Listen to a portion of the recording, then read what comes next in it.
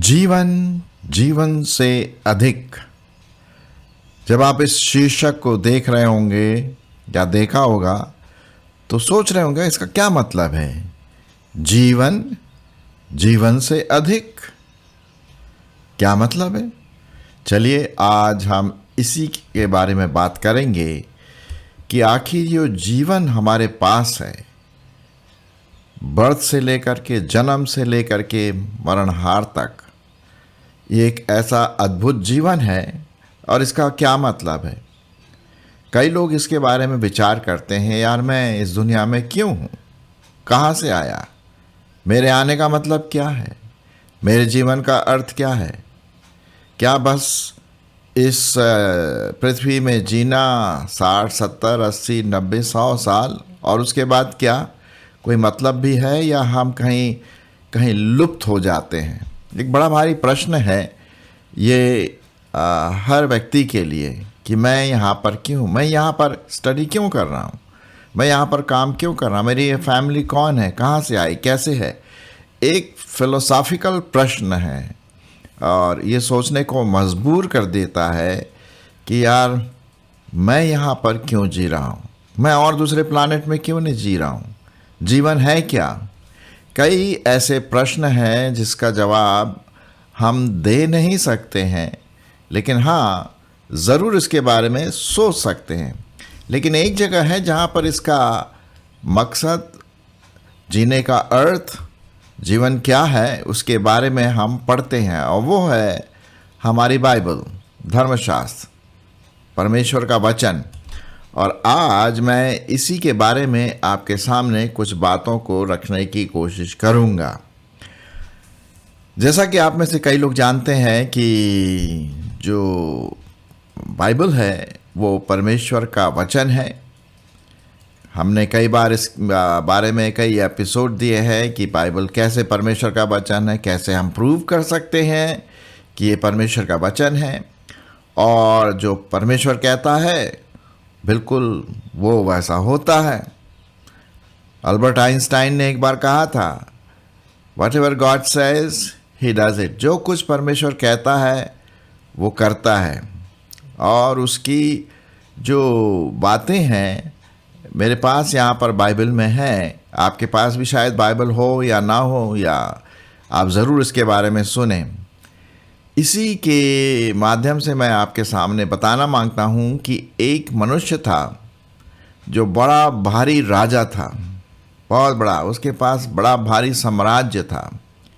अब वो परमेश्वर से प्रेम भी करता था और एक बार परमेश्वर ने उससे कहा कि भाई सुलेमान, उसका नाम सुलेमान था, तू क्या चाहता है कि मैं तेरे लिए करूं। और उसने बिल्कुल एक ऐसी बात कही जो हम शायद सोच नहीं सकते। उसने कहा, मुझे ऐसी बुद्धि दे ताकि मैं न्याय करने में समृद्ध हो सकूं, सफल हो सकूं, ठीक तरह से न्याय कर सकूं और लोगों की ज़िंदगी को अच्छा बना सकूं, बस मुझे बुद्धि दे। अगर आप और हम होते तो क्या पर मांगते परमेश्वर से। चलो ये तो दूसरी बात है हम उसके बारे में बात नहीं करें। लेकिन सुलेमान ने कहा कि मुझे बुद्धि देना और कुछ नहीं, मेरे पास सब कुछ है तेरा दिया हुआ और मैं इसलिए तेरा धन्यवाद करता हूँ। सो आइए इसी बात को ध्यान में रखते हुए मैं आपके सामने पढ़ूंगा ज़िंदगी के बारे में। और वह यही बात करता है कि आखिर जीवन क्या है। अंत में वो ऐसी बात करता है जिससे कि थोड़ा सा हम उदास हो सकते हैं, लेकिन अंत में वो ये कहता है कि सब कुछ परमेश्वर है। चलिए मैं आपके लिए पढ़ देता हूँ सबोपदेशक और उसका पहला अध्याय। पूरा पहला अध्याय मैं आपके सामने पढ़ूंगा। एक चैप्टर है, पहला चैप्टर सबोपदेशक और उसका पहला अध्याय। बड़े ध्यान से सुनिए क्योंकि इसमें इसी प्रश्न के बारे में बात बताया गया है, जीवन और जीवन का जो अर्थ है क्या है और कैसे मैं इस जीवन को किस दृष्टिकोण से देखना है। चलिए मैं आपके लिए पढ़ना शुरू करता हूँ। यरूशलेम के राजा दाऊद के पुत्र और उपदेशक के वचन। जो यरूशलेम का जो राजा था वो सुलेमान था और वो दाऊद का पुत्र भी था। तो ये उसका उपदेश है जो परमेश्वर की प्रेरणा से यहाँ पर लिखा गया है। उपदेशक का यह वचन है, व्यर्थ ही व्यर्थ, व्यर्थ ही व्यर्थ, सब कुछ व्यर्थ है उस सब परिश्रम से जिसे मनुष्य धरती पर करता है। उसको क्या लाभ प्राप्त होता है? एक पीढ़ी जाती है और दूसरी पीढ़ी आती है, परंतु पृथ्वी सर्वदा बनी रहती है।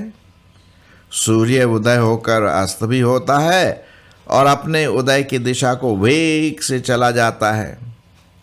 वायु दक्षिण की ओर बहती है और उत्तर की ओर घूमती जाती है। वह घूमती और बहती रहती है और अपने चक्करों में लौट आती है। सब नदियां समुद्र में जा मिलती हैं, तो अभी समुद्र भर नहीं जाता। जिस स्थान से नदियां निकलती हैं उधर ही को वो फिर चली जाती हैं। सब बातें परिश्रम से भरी हैं, मनुष्य इसका वर्णन नहीं कर सकता। न तो आंखें देखने से तृप्त होती हैं और न कान सुनने से भरते हैं। जो कुछ हुआ था वही फिर होगा, और जो कुछ बन चुका है वही फिर बनाया जाएगा।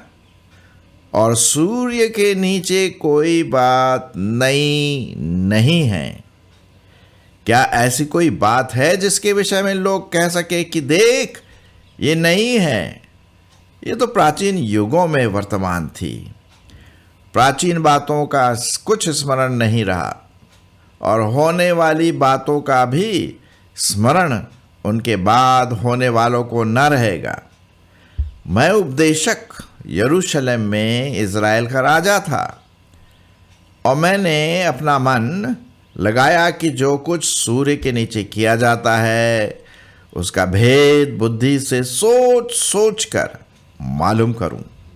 यह बड़े दुख का काम है जो परमेश्वर ने मनुष्यों के लिए ठहराया है कि वे उसमें लगें। मैंने उन सब कामों को देखा जो सूर्य के नीचे किए जाते हैं। देखो वे सब व्यर्थ और मानो वायु को पकड़ना है। जो टेढ़ा है वह सीधा नहीं हो सकता, और जितनी वस्तुएं घटी है वे गिनी नहीं जाती। मैंने मन में कहा, देख जितने यरूशलेम में मुझसे पहले थे उन सबों से मैंने बहुत अधिक बुद्धि प्राप्त की है और मुझको बहुत बुद्धि और ज्ञान मिल गया है। और मैंने अपना मन लगाया कि बुद्धि का भेद लूं और बावलेपन और मूर्खता को भी जान लूं।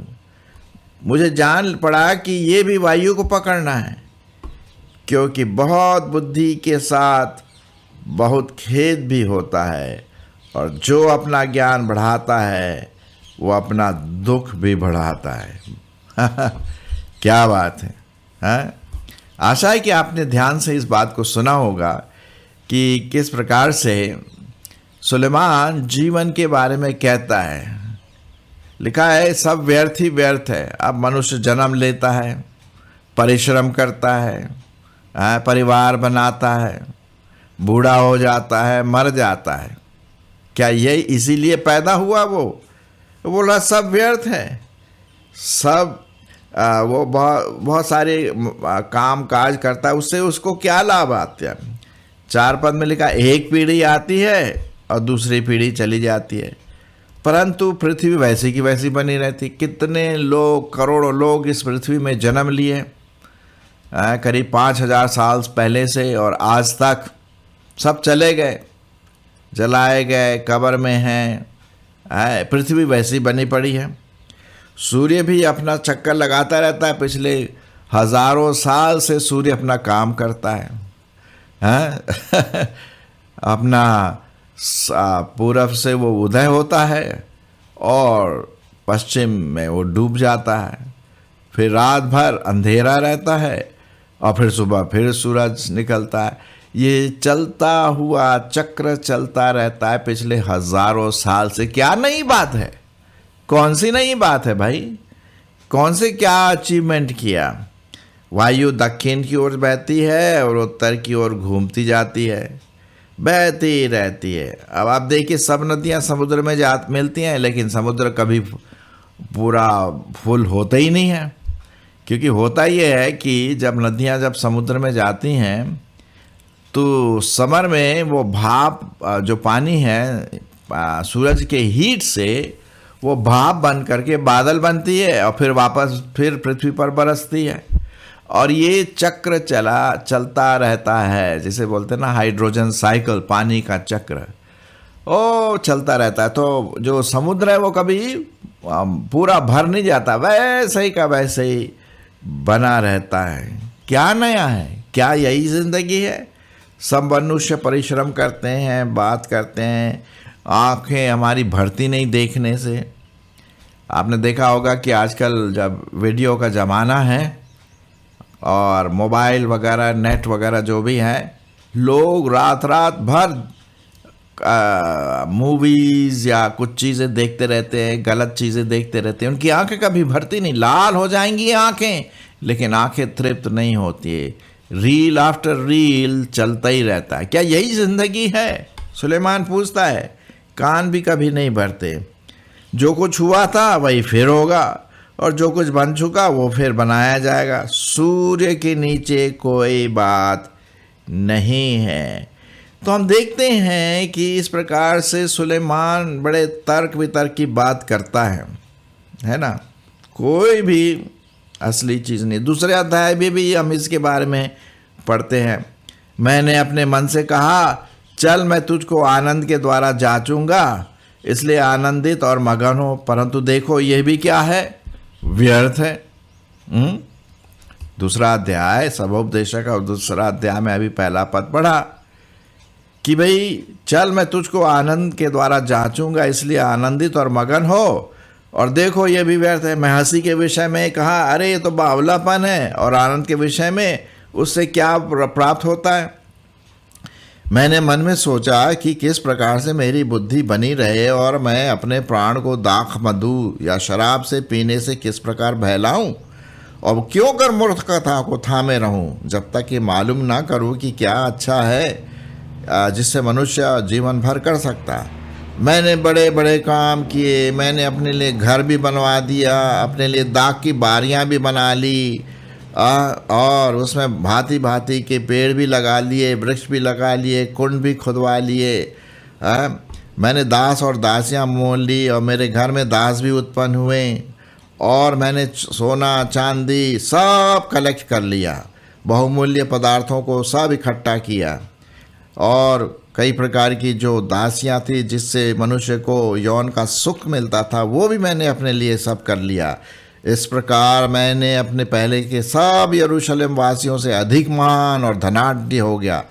तो भी मेरी बुद्धि ठिकाने रही, और जितनी वस्तुओं की लालसा, देखने की लालसा मैंने लालसा की, उन सबों को देखने से मैं ना रुका।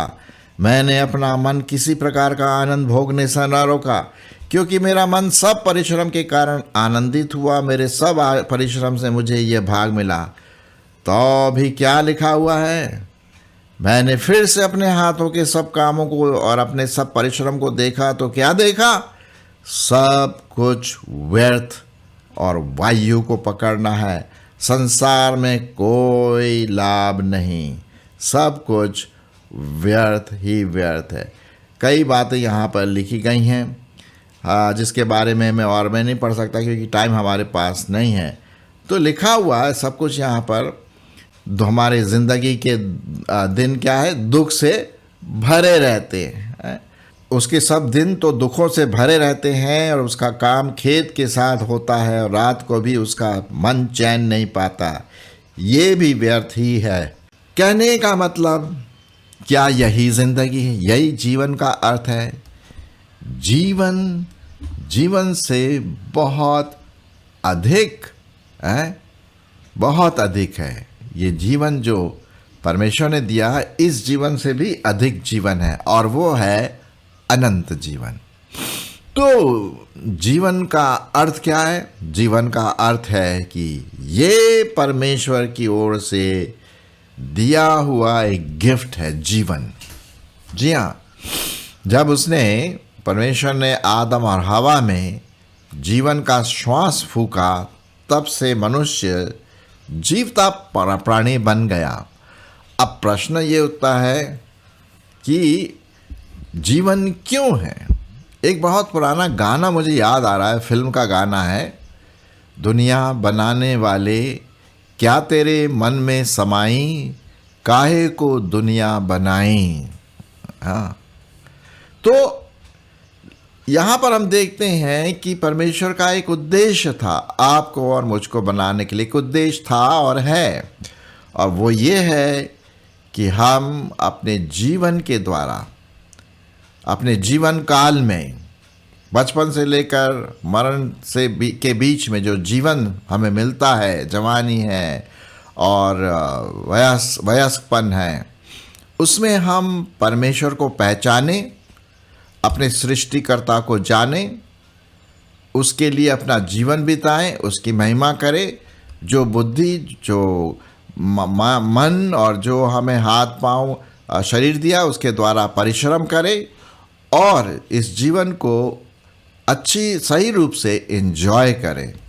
यहाँ पर लिखा हुआ है, मैं आपके लिए पढ़ना मांगता हूँ, यशाया उसका 43 अध्याय और उसका 7 पद। जीवन के अर्थ का मतलब क्या है? वो ये है कि हर एक जो मेरा कहलाता है, जिसको मैंने अपनी महिमा के लिए रचा है, सृजा है, जिसको मैंने रचा और बनाया है, इज़राइल परमेश्वर का ये गवाह है।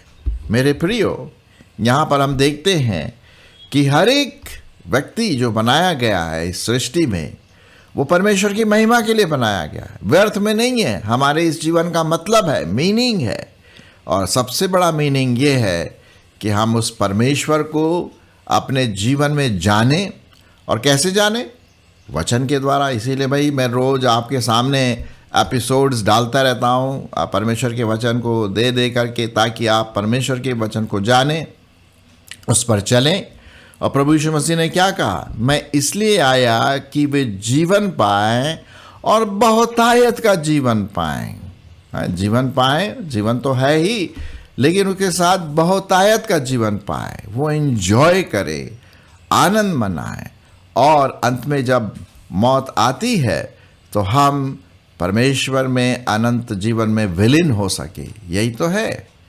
और हालांकि इस जीवन में पाप है, हम पापी दशा में हमारा जन्म हुआ, बाइबल इस बात को बताती है, लेकिन प्रभु यीशु मसीह ने अपना उद्धारकर्ता के रूप में इस दुनिया में आए, जिसको हम क्रिसमस के रूप में मनाते हैं, और हमारे लिए वो बलिदान हुए, जिसको हम गुड फ्राइडे के रूप में मनाते हैं, और फिर वो तीसरे दिन मुर्दों में से जी उठे, जिसको हम ईस्टर के रूप में मनाते हैं। और आज वो जीवित है, और वो चाहता है कि सब सुनने वाले, सब लोग, मानव जाति जीवन के अर्थ को समझे। ये नहीं सोचे, कई लोग बोलते ना, यार खाओ पियो मौज करो, कल को किसने देखा है।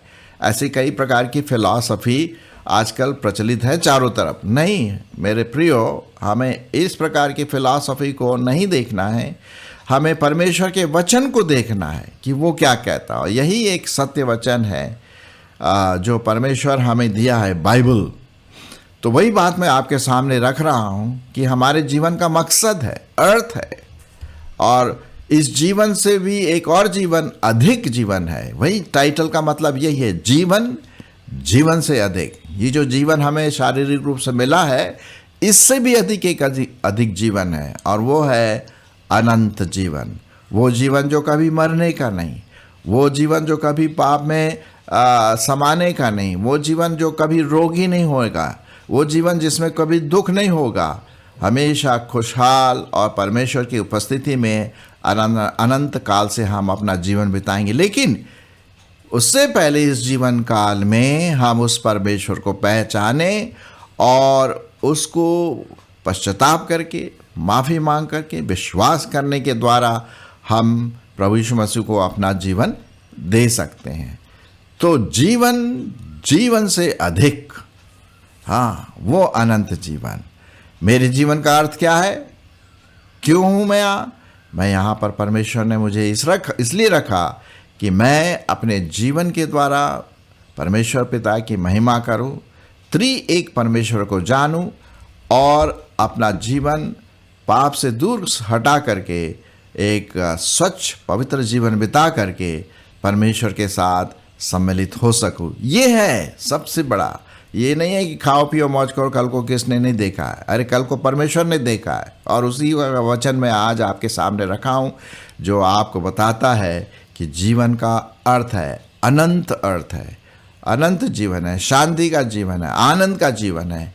क्या आप इसे ग्रहण नहीं करेंगे? मेरी ऐसी आशा है कि आप इसके बारे में ज़रूर सोचेंगे।